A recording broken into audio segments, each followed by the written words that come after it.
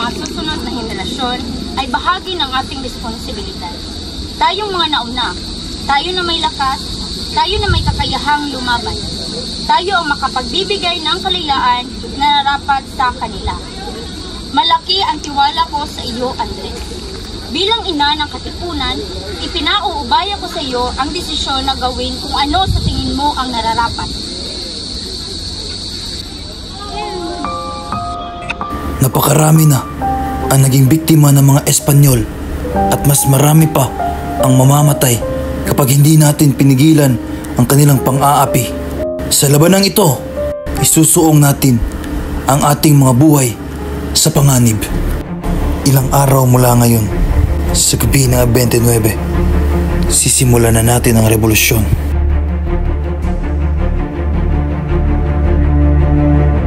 Ilabas ninyo ang inyong mga sedula.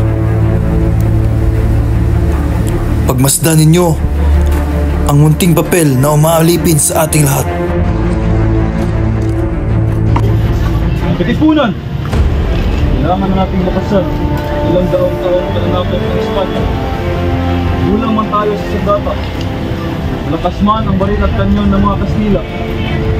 Lalaban tayo hanggang sa huling hininga. Hindi tayo magpapalupig. Tayo magtatagumpay. Dahil tayo ang mga anak ng bayan. Tayo ang nagmamay-ari ng lupang ito. Sa atin, bayan ito. Ulitin ang sedula ninyo. Mabuhay ang Katipunan! Mabuhay! Mabuhay ang revolusyon!